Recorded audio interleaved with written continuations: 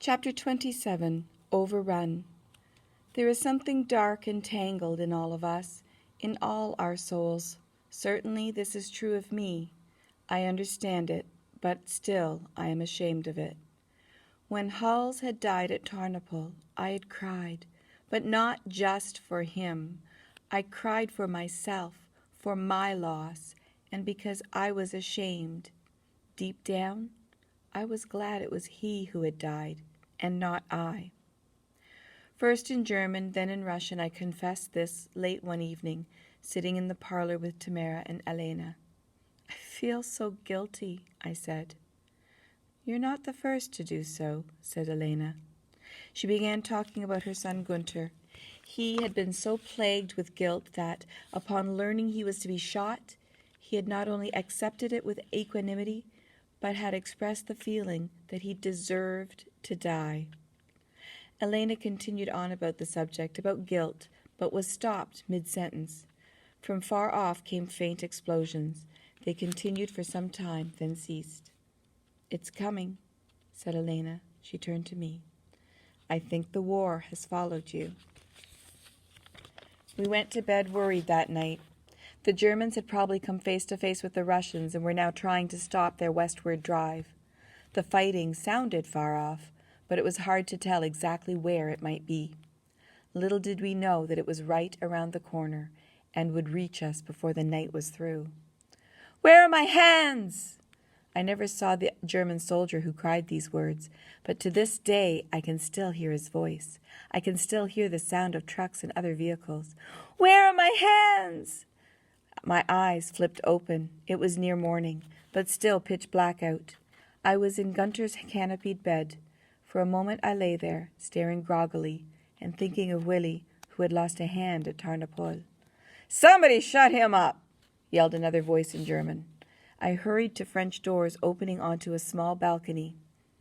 Shivering in the dark chill before dawn, I stood in my bare feet on the cold tile of the balcony, watching a grotesque parade of German trucks and other vehicles. They were crowded with wounded soldiers, many crying in pain. I backed away, closing the doors on the sound. The Germans have been overrun by the Russians. They're retreating in this direction. We must leave immediately. Elena, Tamara on her heels, had burst into the room, a kerosene lamp in her hands lighting her face eerily.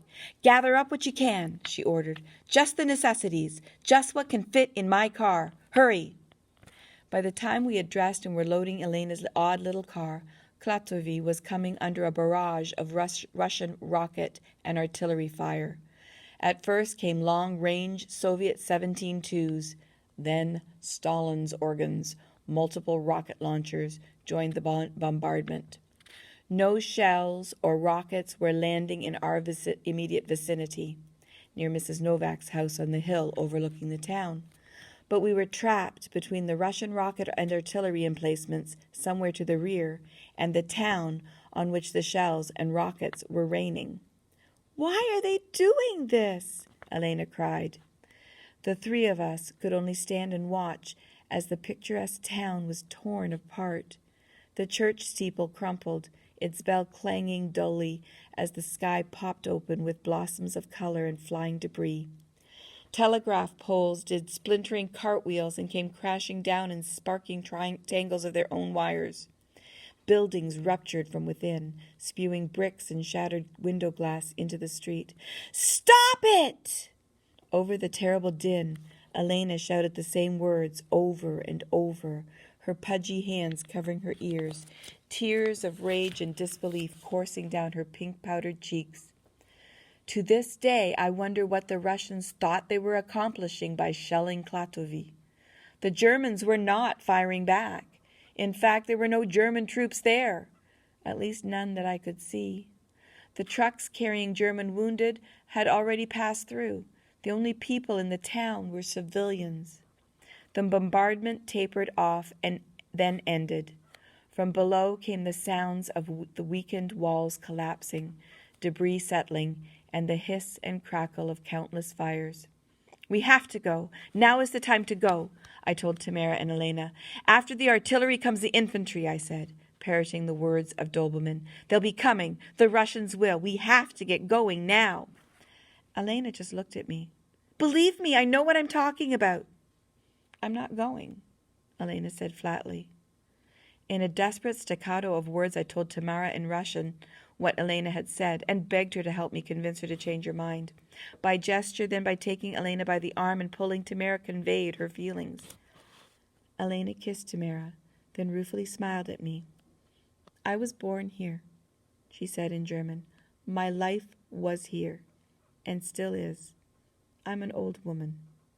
She turned and gazed briefly at the burning, battered town, then looked back at her house. My home, by the grace of God, is still standing. She shrugged, a half-smile on her face. The Russians will come and probably use my house and slop it all up.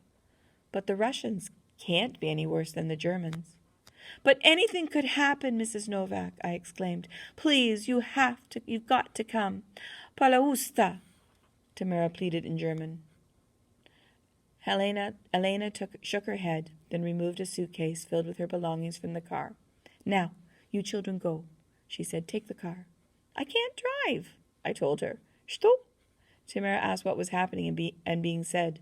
I explained about Elena's offer. I can drive, said Tamara. My father used to let me drive a tractor. I translated for Elena. Her big, loving arms went around us both. You two go, quickly now. We thanked her and kissed her goodbye. Hurry, she waved us away. After stalling out several times, Tamara finally got the car going. We all but did a free fall down the long, steep road leading to Klatovy, with Tamara riding squealing brakes the whole way.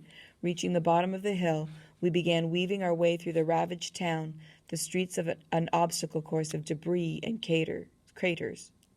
A riderless horse galloped on ahead, having an easier time of it than us. I saw several dead lying in the rubble, but miraculously, scores of people were emerging everywhere from cellars and the battered remains of buildings. A hand reached out towards the car.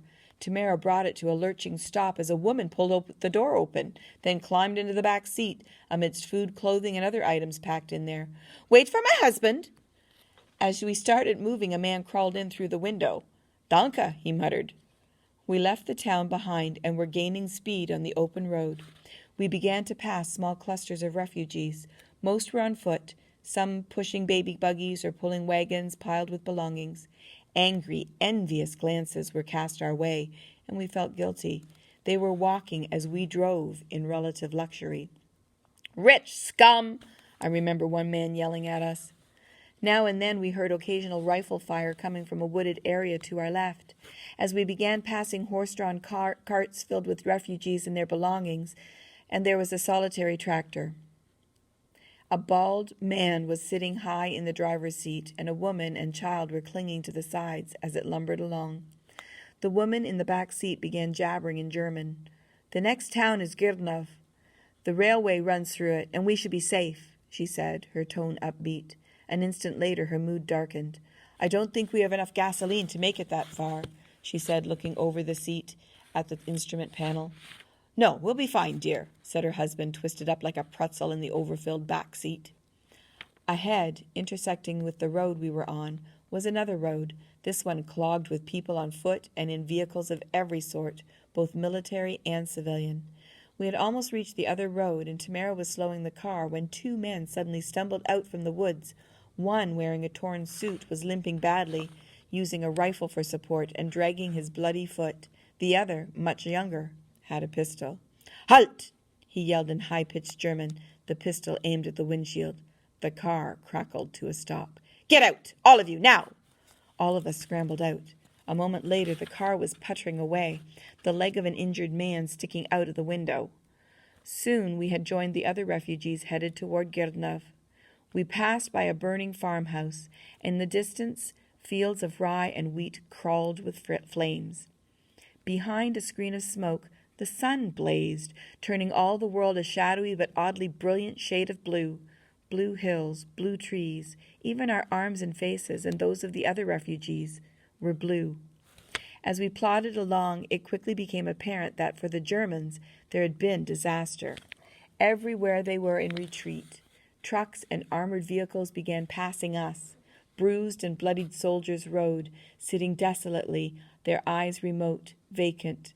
Other soldiers walked, singly and in groups, defeated and silent, nursing wounds, paying little or no attention to the civilians. Now and then there were bodies beside the road, and abandoned vehicles. One was all too familiar, Elena's strange little car. It probably ran out of gas, I said. Tamara nodded without looking at me.